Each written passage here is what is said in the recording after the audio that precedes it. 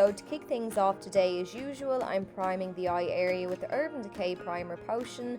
I'm adding a few swipes of this to the eye area with the applicator, and then I'm using a synthetic brush to buff that into the eye area.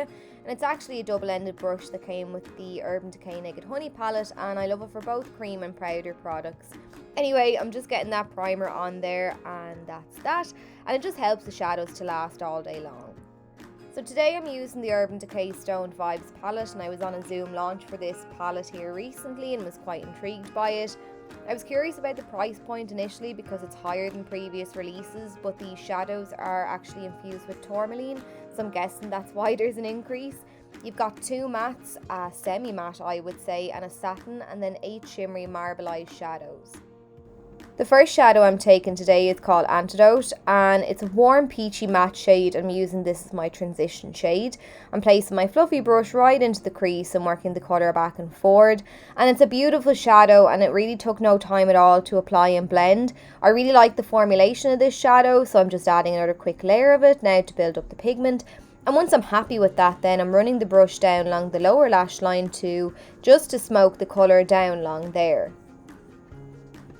Next then, I'm taking the shade Hexed, which is a kind of warm coppery brown shade, and it has a matte finish. I'm using this now to add some depth to the eye, and I noticed when I was applying this that it kind of oddly skipped on the outer third of the crease.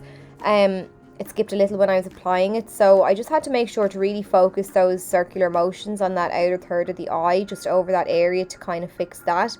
But in terms of the colour combination, I'm really happy with these two. They pair really nicely together and give a lovely bit of warmth to the eyes.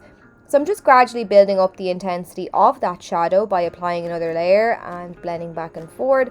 And I didn't really have any fallout with this shadow, not with the first one either. And yeah, then I'm switching to a small bullet shaped brush, and I'm using this to apply the Hex shade down along the lower lash line, just sweeping back and forward. And when it comes to the outer corner, I'm looping it up onto the lid to make sure there isn't a disconnect.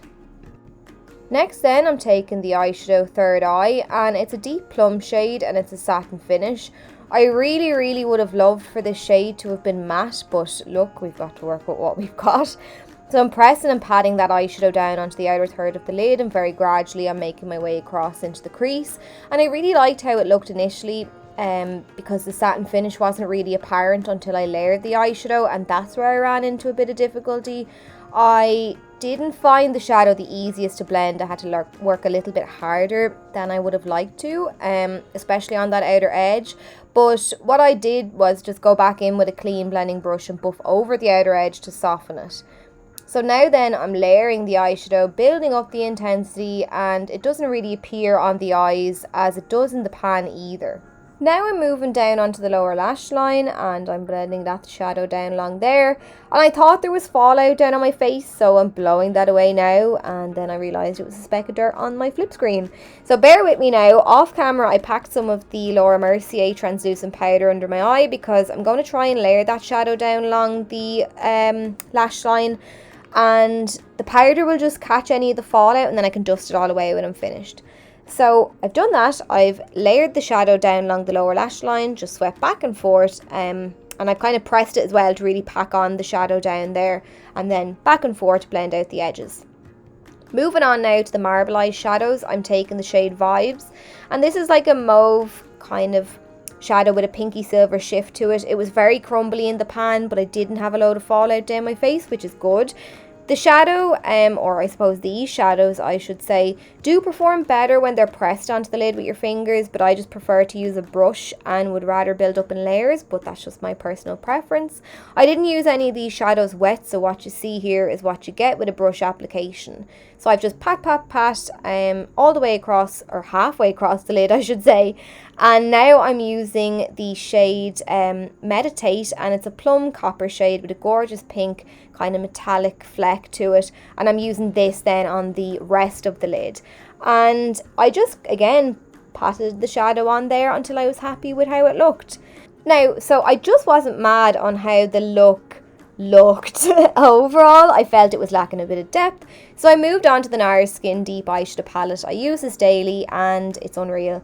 I'm taking the dark kind of charcoal shade on a tapered blending brush, and I'm using circular motions to buff and blend the shadow onto the outer third of the eye, and I'm making a little V. So I'm starting at the lash line on the outer third, flicking it outwards at an angle towards the tail of the brow, and then I'm pulling it back in towards the crease and just across the crease, just about a third of the way in. Then I'm using a little smudger brush. This is a double-ended brush that came with one of the Anastasia Beverly Hills palettes, and I'm using that now to smoke some of the shadow down along the lower lash line. So just running it back and forward, going about halfway across. Then I'm going in with this black eyeshadow from Makeup Geek. It's called Corrupt, and I'm using an angled brush to apply this along the upper lash line. I'm keeping it close to the lash line everywhere except on that outer portion. On that section, I'm moving the shadow up onto the lid at an angle, again, just to give the eyes a nice bit of a lift. Then I'm moving down onto the lower lash line, and I'm pretty much doing the exact same thing.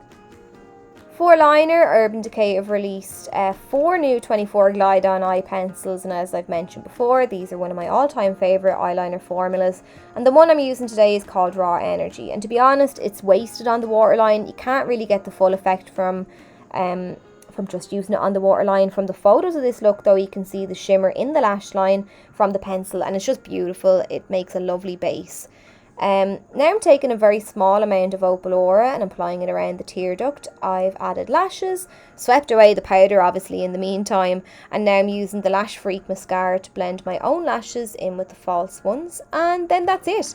So I hope you enjoyed the tutorial. I hope you found it helpful, easy to follow, and I'll catch you all very soon.